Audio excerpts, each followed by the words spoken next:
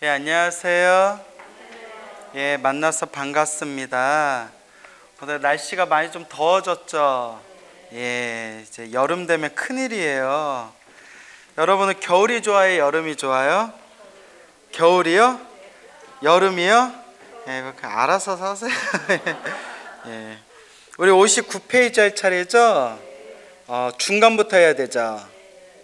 먼저 나의, 여기부터는가요? 예. 먼저 나의 육체를 관찰해 봐라. 육체, 우리 몸뚱아리를 한번 바라보라는 거예요. 이 몸뚱이는 무엇에 불과하다? 물질에 불과하다. 물질은 영원해요, 영원하지 않아요? 영원하지 않아요. 영원하지 않은데 우리는 마치 모하다는 착각을 일으키면서 살아가고 있죠? 아, 영원하구나. 우리는 이 몸뚱아리가 영원하지 않은데 영원하구나 라고 착각하면서 마치 영원히 살 것처럼 집착하면서 살잖아요. 그죠? 근데 이게 참 집착을 내려놓기가 어려워요. 금강경 좋아하세요? 예, 뭐 좋아한다 해야겠죠, 뭐 분위기가.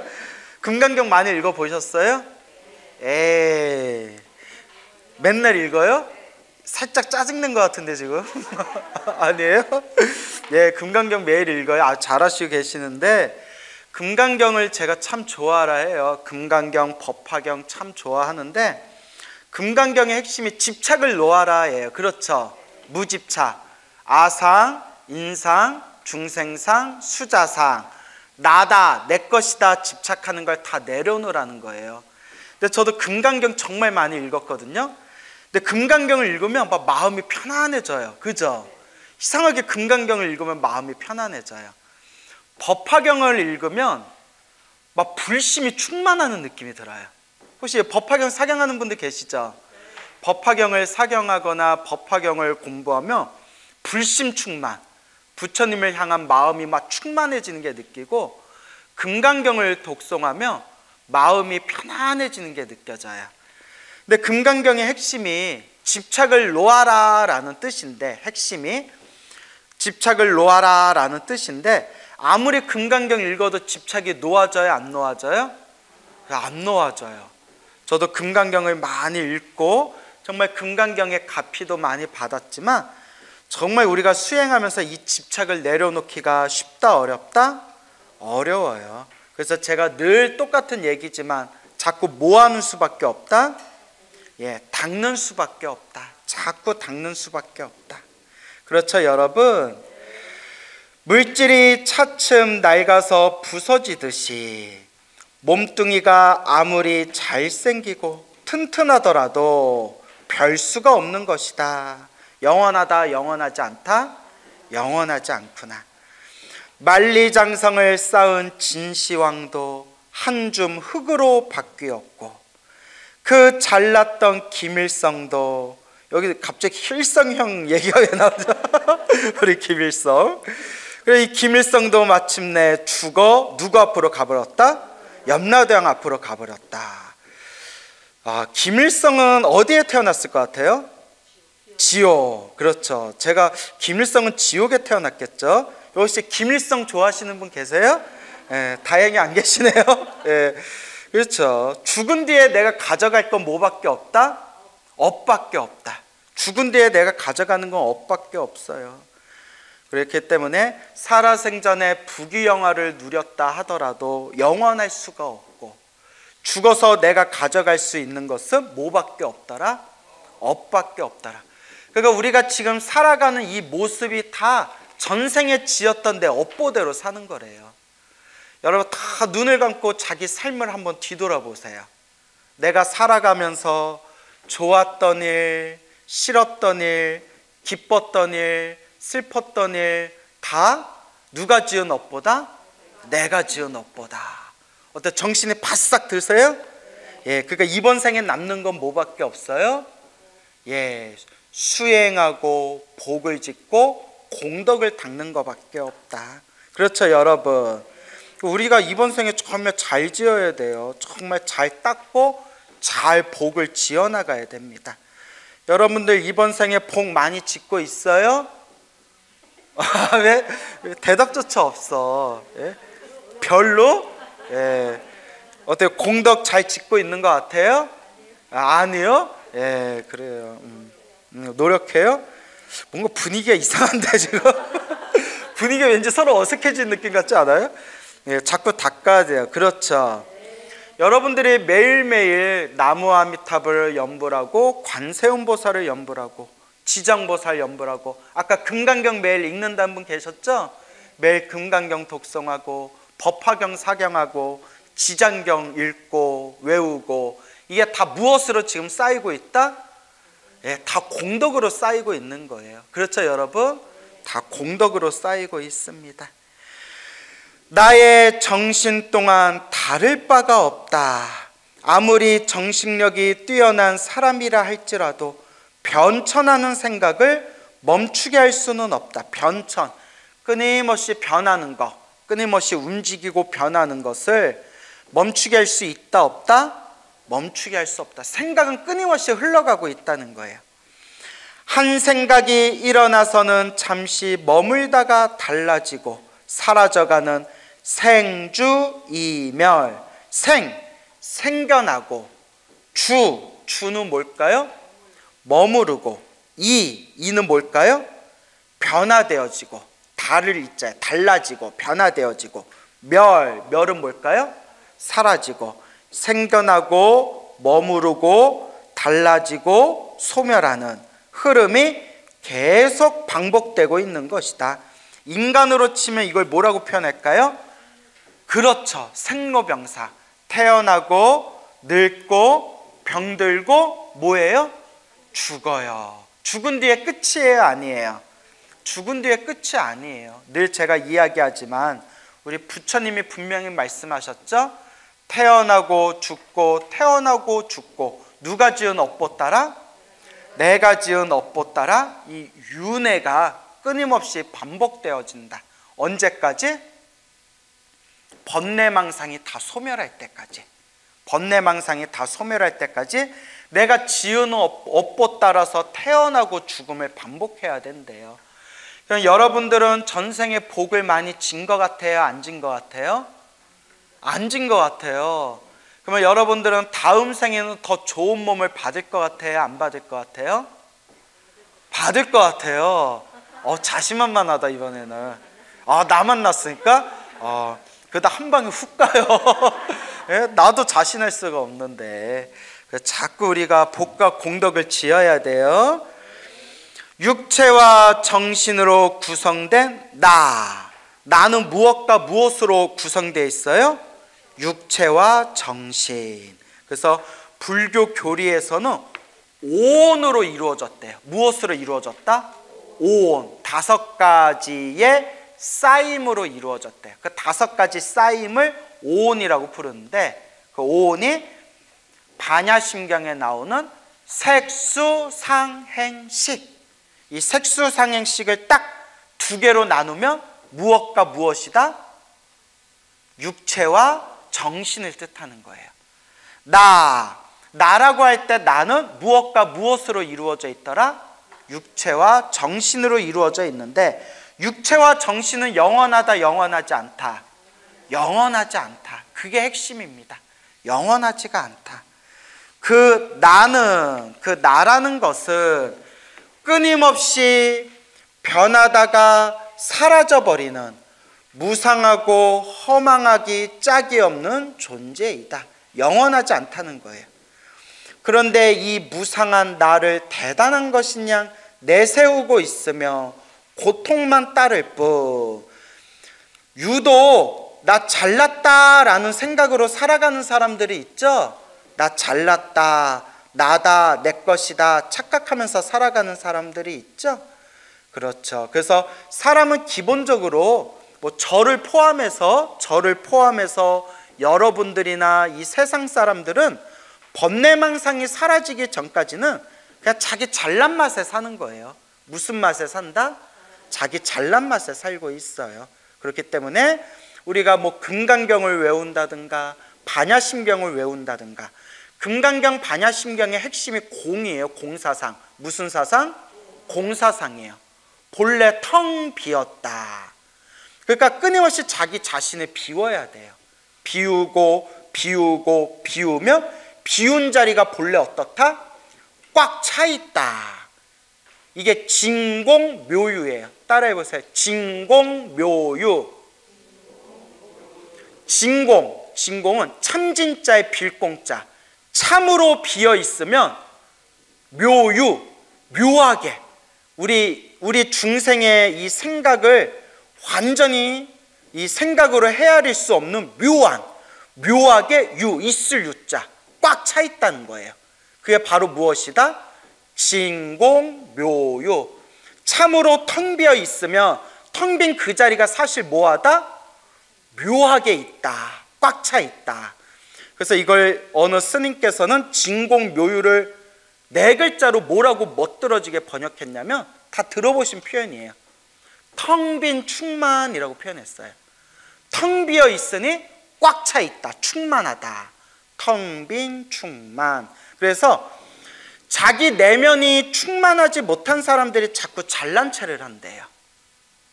자기 자신이 텅 비어 있기 때문에 그 텅 비어 있는 게 깨달음으로 긍정적으로 비어 있는 게 아니라 허망하게 비어 있기 때문에 안에 든 게 없으니까 자꾸 밖으로 무엇을 한다? 자꾸 잘난 체를 하게 된대요. 참 무서운 말씀이죠. 그래서 제가 항상 우리 컨셉이 뭐라고 했죠? 겸손. 겸손입니다. 그래서 나 잘났다 하는 사람 치고 정말 잘난 사람 봤다 못 봤다? 못 봤고, 이거는 심리학자들이 하는 얘기인데, 나 잘났다 하는 사람들이 사실은 열등감, 자격지심이 강한 사람들이래요. 정말 잘난 사람은 우리가 자기가 잘났다고 말 안 해도 잘난 게 보이잖아요. 그죠? 그렇기 때문에 우리가 항상 내면으로 비우고 겸손해질 필요가 있어요. 맞습니까? 그래서 이 무상한 나를 대단한 것인 양 내세우고 있으면 무엇만 따를 뿐이다? 고통만 따를 뿐이다. 멋있고 자유로운 삶이나 공부에는 전혀 도움이 되지 않는다. 그래서 불교 공부를 정말 제대로 하는 사람은 남을 비교하지 않아요.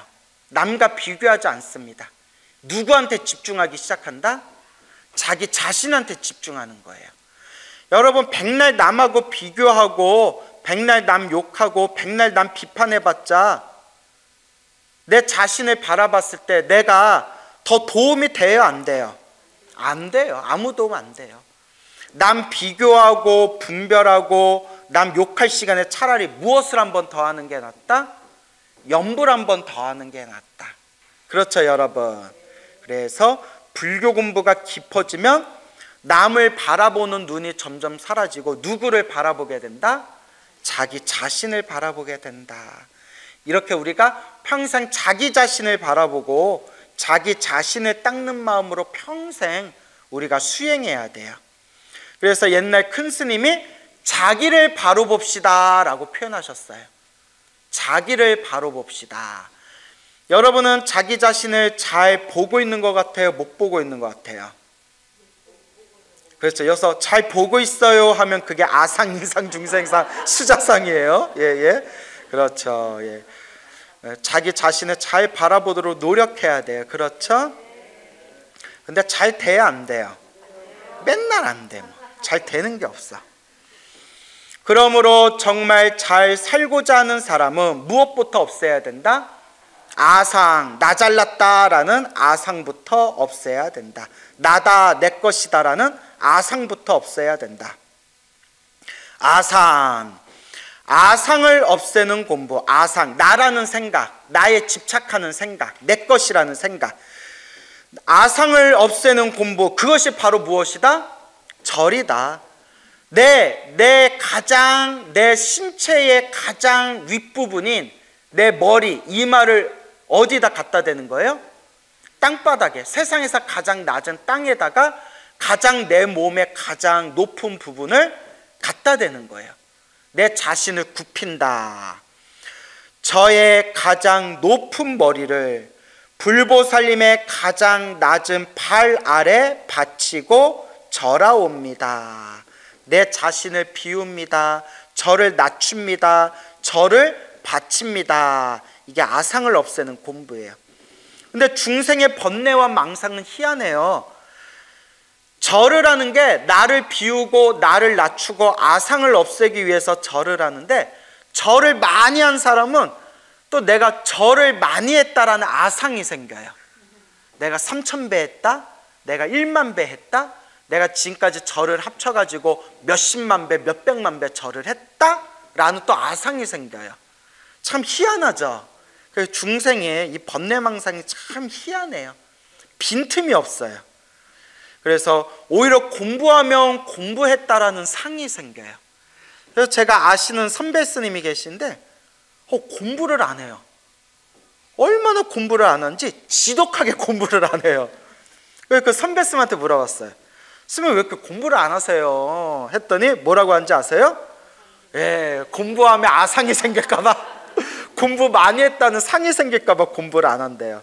그래서 내가 속으로 이게 말이야 당나귀야 내가 예, 이게 무슨 말이야 내가 속으로 그렇게 생각했는데 웃자고 한 말이에요. 그래서 나를 비운다는 거. 그래서 이 비운다는 게 참 어려워요. 여러분 법화경 보셨죠? 법화경 대승경전의 왕이라고 불리잖아요. 그때 부처님께서 바야흐로 법화경을 설하시고자 할 때, 이 대승의 묘한 법을 설하시고자 할 때 그 자리에서 부처님의 법화경, 부처님의 법문이 듣기 싫다고 몇 명이 자리를 박차고 나갔죠? 예, 5,000명이 자리를 박차고 나갔잖아요. 그렇죠. 그게 바로 무엇이다? 두 글자로 아상, 교만, 세 글자로 증상만이라고 불러요. 예, 증상만. 내가 잘났다라는 교만이기 때문에 이제 법문을 안 듣는 거예요. 광우스님이 이렇게 여러분들을 위해서 목이 아프라 강의하고 법문하는데 나 광우스님 법문 안 들어 하고 밖으로 뛰쳐나가면 그걸 뭐라고 불러요? 교만? 증상만? 아상? 그래 너 잘났다 야 너 잘났다 뭐 이렇게 예. 그러니까 웃자고 한 말이에요. 예. 그래서 우리는 이렇게 마음을 비울 필요가 있어요. 근데 법문을 들을 때에도 항상 가려서 들어야 된다고 했죠. 예, 뭐 꼭 제 법문 들으라는 얘기가 아니라, 절대 그런 얘기가 아니라 제 법문만 들으세요라고 하면 그게 아상이죠. 제가 늘 여러분의 귀가 따갑도록 드리는 말씀이 무엇의 말씀을 의지해라? 예, 죽으나 사나 부처님 말씀 의지하라. 저도 책을 얼마나 많이 봤는데요. 저도 책 많이 보고 큰 스님들 법문도 많이 듣고 자칭 깨달았다는 사람들 책도 많이 봤어요. 저도 막 논어도 보고 맹자도 보고 노자도 보고 도덕경도 보고 장자도 보고 주역도 좀 보고. 근데 마지막에는 무엇으로 돌아올까요? 경전. 마지막에는 경전으로 돌아오더라고요. 그 희한한 게 금강경은 원래 좋아했고 법화경이 좋은 걸 알았지만 요새 다시 법화경 보면 깜짝깜짝 놀래요. 옛날에 이해 안 되던 게 또 이해되면서 야, 법화경이 이렇게 기가 막히구나. 10년 전에 봤을 땐 무슨 말인지 하나도 몰랐던 게 이젠 이해가 되는 거예요. 그래서 결국 우리가 돌아가야 할 곳은 누구의 말씀이다? 부처님 말씀이구나 라는 게 느껴집니다. 그렇죠? 저의 가장 귀중한 목숨을 바쳐 모아옵니다. 절하옵니다. 귀명정례. 만약 나를 높이는 아상을 버리고 절을 하여 하심을 할 수 있는 사람이라면 진실로 남을 위해 봉사할 수 있는 마음을 낼 수 있게 되고, 참된 봉사를 하면 내 마음이 저절로 편안해지며, 내 마음이 편안해지면 나를 대하는 모든 사람의 마음도 편안해질 수 있다라고 돼 있죠. 근데 이런 거 보면 또 참 신기해요. 희한한 게 뭐냐면 또 저 아시는 선배 스님이 있는데 정말 봉사활동을 열심히 하세요. 아마 인터넷 검색하면 나오세요. 이렇게 유명하신 분은 아니지만 인터넷 검색하면 나올 정도로 정말 봉사활동 열심히 하시는 그런 선배 스님이 있는데, 그 선배 스님을 아는 주변 다른 스님들 평가가 어떠냐면 승질은 개떡 같대요. 뭔 얘기인지 아시겠어요? 승질은 개떡 같대요. 아주 정말 봉사를 열심히 하시는데 승질은 어때요? 개떡 같대요. 아니 뭐 나보단 좋으시겠죠. 그러니까 이런 거 보면 봉사를 저렇게 열심히 하시는데 승질은 왜 또 개떡 같을까? 그것도 누가 그래요. 광우야, 승질이 개떡 같으니까 봉사활동 하는 거다. 아니 왜요? 봉사활동 하다 보면 별의별 진상들 다 만나는데 그거 다 참아가면서 이겨내면서 저렇게 봉사활동 열심히 하려면 보통 승질 갖고는 봉사활동 못한다. 또 그렇게 얘기하시더라고요. 그 말도 일리가 있죠. 그러니까 참 사람의 성품은 모를 일이에요. 진실로 남을 위해 봉사할 수 있는 마음을 낼 수 있고 참된 봉사를 하면 내 마음이 저절로 편안해지며 내 마음이 편안해지면 나를 대하는 모든 사람의 마음도 편안해질 수 있다. 그래서 제가 늘 여러분들이 귀가 아프도록 드리는 말씀이 우리가 자비심은 펼치지 못할 망정, 자비심은 펼치지 못할 망정 주변에 무엇은 끼치지 말자, 민폐는 끼치지 말자. 이거 정말 중요해요. 우리 주변에 보면 정말 주변 사람들한테 민폐 끼치는 사람들 많아요. 그죠? 근데 희한한 게 민폐를 잘 끼치는 사람을 우리가 전문 용어로 두 글자로 뭐라고 부르죠? 어쩜 그렇게 잘 알아요? 진상이라고 하잖아요. 진상. 근데 진상들은 자기가 진상인 걸 알까요? 모를까요? 몰라요. 참 희한해요. 예, 그래요? 자, 그렇기 때문에 우리가 다른 사람 마음을 편안하게 해줄 수 있는 첫걸음이 뭐냐? 모아지는 말자, 민폐 끼치지는 말자. 그렇죠, 여러분. 그리고 남들이 하지 말라는 걸 내가 뭘 잘못했는데 하고 꾸역꾸역 하는 사람들이 있어요. 꾸역꾸역 하는 사람들이 있어요. 여러분, 제가 이런 얘기하면 고양이 좋아하는 분들은 서운하게 생각할 수 있겠지만 여러분, 저 고양이 엄청 좋아해요. 어렸을 때 제가 고양이 키웠거든요. 고양이를 그냥 24시간 끼고 살았어요. 지금은 못해. 뭐 온몸에 털 다 묻고 지금은 못할 텐데 그때는 저도 애라서 순수할 때라서 잘 때든 놀 때든 항상 고양이를 그냥 꼭 껴안고 살았는데 저도 고양이를 좋아해요. 근데 이런 얘기를 왜 하느냐, 주변 분들 중에 그 고양이한테 밥 주는 사람들 때문에 골치 아프다는 분들이 있어요. 희한한 게 자기 집에서는 안 주면서 남의 집 앞에서 고양이 밥그릇을 놓고 자꾸 밥을 주는데 고양이들이 거기 집 주변에 음식 쓰레기 봉지 다 뜯고 거기다 대소변 두고 거기 남의 집에다가 맨날 막 울부짖고, 그래서 그 고양이 밥 주는 사람들한테 당신네 집에서 줘라, 왜 우리 집 앞에서 주냐 하면 고양이도 사랑할 줄 모르는 마음이 무식한 사람들 막 이러면서 오히려 욕을 한대요. 이것도 제가 보기에는 그 사람들도 마음에 병이 있는 것 같아요. 뭔 얘기인지 아시죠? 자, 여러분, 고양이에게 먹이를 주는 거는 복이 될까요, 안 될까요? 돼요. 축생에게 하나의 먹을 걸 하나를 주더라도, 과자 한 덩어리를 주더라도 복이 돼요. 단 내가 복을 지을 때는 남에게 민폐 끼쳐서는 안 돼요.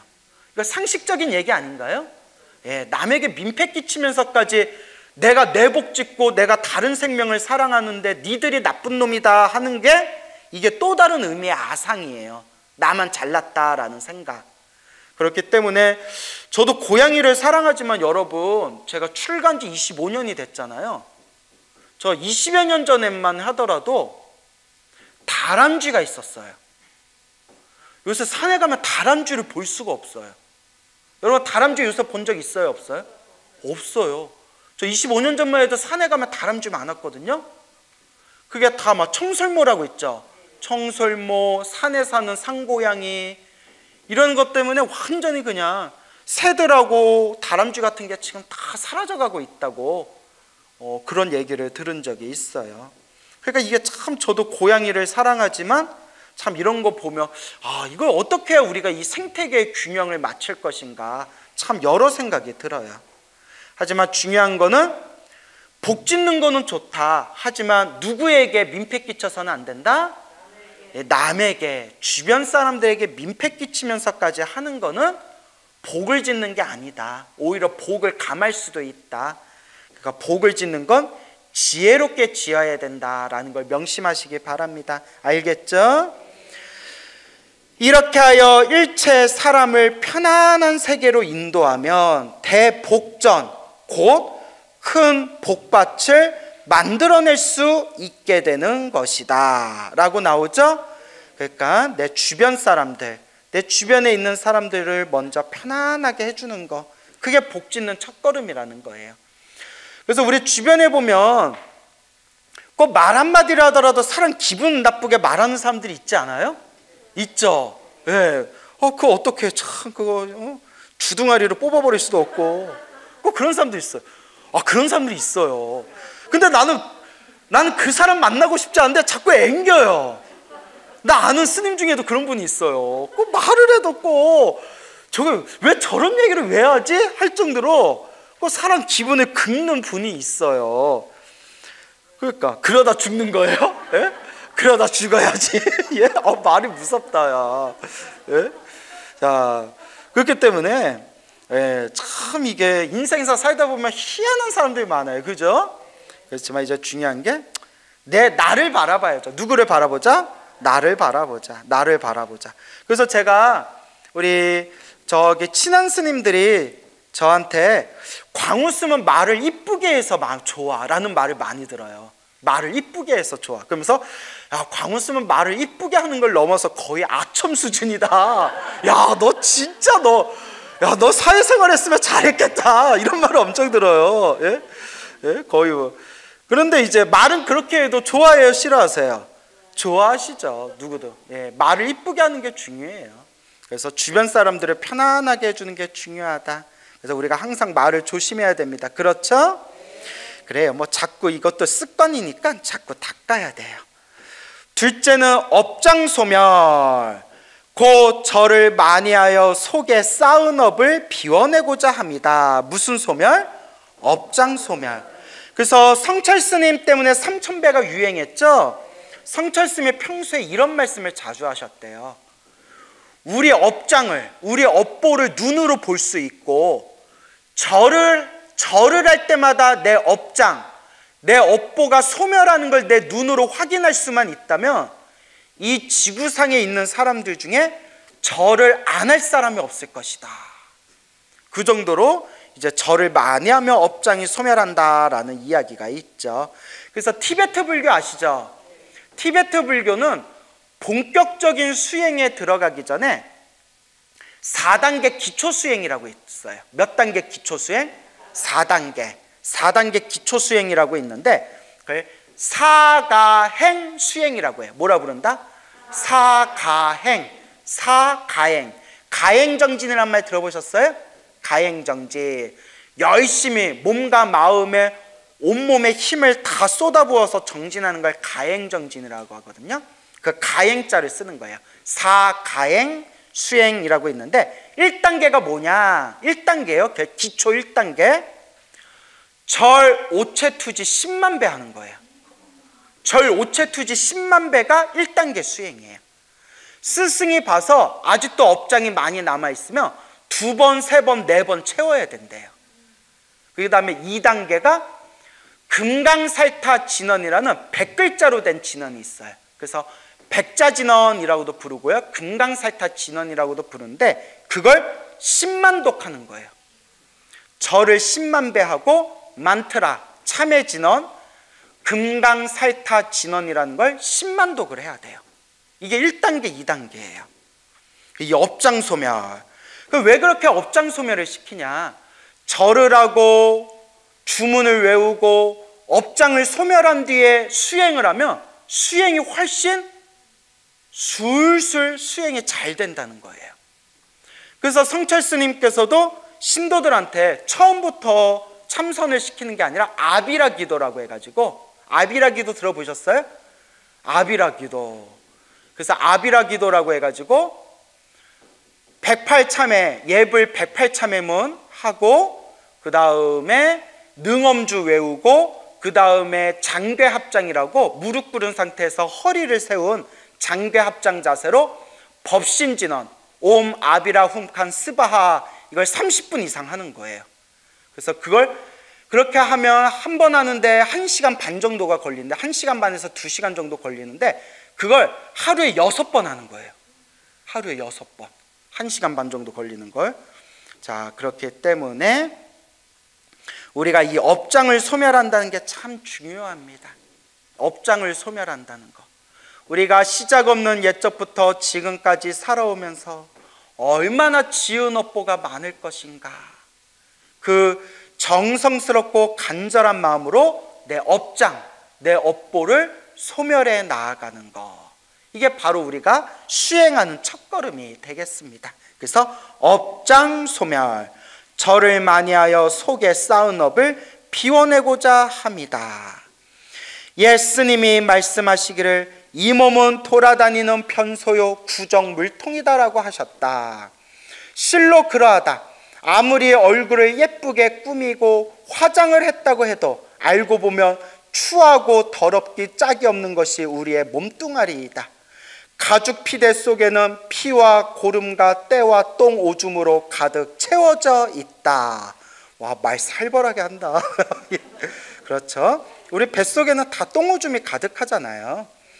그뿐인가 제 마음에 맞으면 탐욕심을 내고 제 마음대로 되지 않으면 성을 내며 탐하고 성내다 보니 마음이 고요하지 못하여 시기, 질투, 암한, 방일 등, 방일은 이제 게으름을 뜻해요. 나태함, 게으름, 막 자기 제멋대로 하는 걸 방일이라고 해요. 수많은 어리석음을 저지르고 마는 것이다. 딱 우리 중생들 삶의 모습이네요. 그 지장경에 보면 이런 구절이 나오죠. 중생들 살아가는 모습이 손 하나 들고 걸음 하나 옮기는 걸 하나하나가 다 무엇을 짓고 있는 것이다? 업보를 짓고 있는 것이다 라는 지장경의 유명한 말씀이 나오죠. 나아가 살생하고 도둑질하고 음행하고 거짓말까지 곁들이고 있으니 이토록 우리 중생들의 업보가 참으로 무겁고 무겁구나. 이걸 언제 다 닦을 거예요? 여러분들 언제 다 닦을 거예요? 예, 닦고 있어요? 예, 언제나 현재 진행형 닦고 있어요. 예. 이러다 보니 우리의 마음그릇은 완전히 구정물통이 되고 말았다. 본래 깨끗하고 천진했던 항아리에 쓰레기 찌꺼기도 담고 쉰밥도 담고 고기 뼈다귀도 담고 온갖 찌꺼기들을 자꾸 담다 보니 무슨 통이 되고 말았다? 구정물통이 되어버린 것이다. 북적북적 속이 끓는 탁하디탁한 구정물통, 흉측한 망상이 항상 출렁이는 구정물통, 그 구정물통이 꽉 차서 콸콸 넘치고 있다. 이제 우리는 이 마음 그릇, 구정물통을 맑혀야 한다. 지금 우리가 닦고 있잖아요. 그죠? 이렇게 여러분들이 부처님 말씀 공부하는 게 여러분 마음 닦고 있는 거고, 매일매일 연불하는 게 마음 닦고 있는 거고, 매일매일 금강경 독송하고 법화경 사경하고, 이 모든 게 무엇을 닦고 있는 거예요? 마음을 닦고 공덕을 닦고 있는 거죠. 그래서 늘 말씀드리지만 꾸준히 하자. 어떻게 하자? 예, 꾸준히 하자. 꾸준히 닦는 수밖에 없다. 그러나 넘치는 구정물통에 맑은 물 한 사발을 붓는다 하여도 별 소용이 있다 없다?